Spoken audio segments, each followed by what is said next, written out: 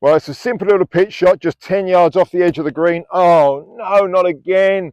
The one before was a horrible thin shot straight across the green. This one's that horrible fat shot. If you suffer, if you experience any of those type of things, I'm going to share with you a particular focus here that I really believe can transform many of your inconsistencies around the green.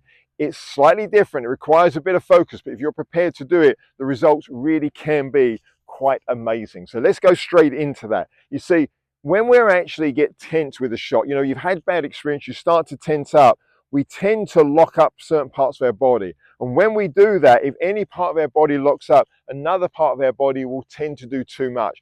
Think of it that way. It's almost the Goldilocks situation, you know, too much, too little. What we want to do is find a blend where everything is working nicely together.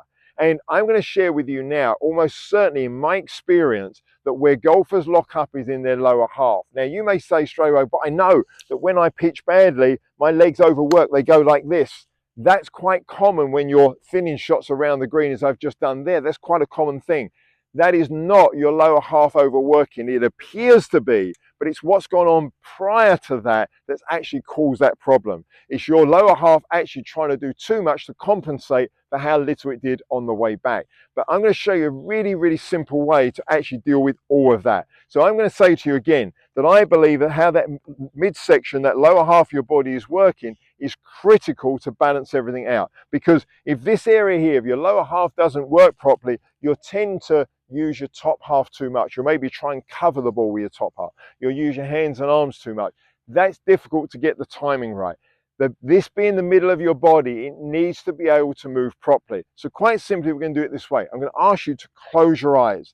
And with your eyes shut, you're going to take some practice swings. And with your eyes shut, I like to focus on my belt and just gently feel like it leads. Now, I just said something there that's critical. I want you to feel like you're just moving from that belt area there. Feel that movement. I already have my eyes shut here because the moment I shut my eyes, I can feel that much more.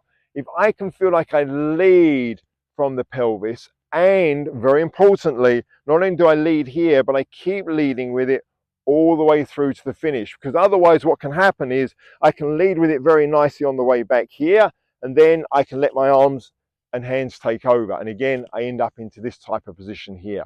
So gently close your eyes. With your eyes shut, just focus just in this area here and just feel that area leading. Now, of course, other things will move, but I've got my eyes shut now and I'm just feeling that pelvis moving.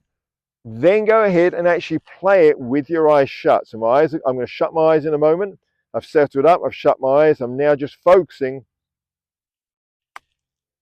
on just leading and moving from here. Trust the fact that everything else will follow and you'll find the ball. You won't have to try and find it. The club will automatically get down there. What you're doing there is breaking a habit of movement.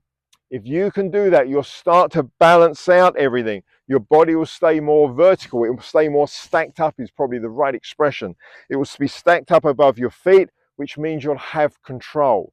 When you've gone to this position, you're no longer stacked up. When you've gone to this position on the way back, you're no longer stacked up. That stacking up effect of everything working on top of each other is exactly what we're looking for. This area of the body is the greatest influence on that. The best way to do it, close your eyes, tune into that and just feel, don't think about it, just feel that part of your body leading the way and moving. Just feel it. Once you've felt it, set up to the ball, close your eyes and just feel it. And there she goes. And everything starts to work together. When you do that, you'll know you're on track very quickly because suddenly it will feel like your arms and your body are working together. Sometimes trying to get them to work together still means you overwork the top half. The idea of trying to cover it with your top half. The bottom half's now kind of going out of the way. You're no longer necessarily stacked up. So work from here, close your eyes, tune into it and feel that midsection working. If you can do that, you'll get everything working much more together. You will start to strike that ball exactly, or start to strike the ground exactly in the same spot every time. It doesn't matter whether the lie's tight, it doesn't matter whether it's heavy, you'll be able to get the best possible contact at that time. Practice that, close your eyes, tune into it, and I promise you, if you do that, you will get a whole new experience and confidence around the greens.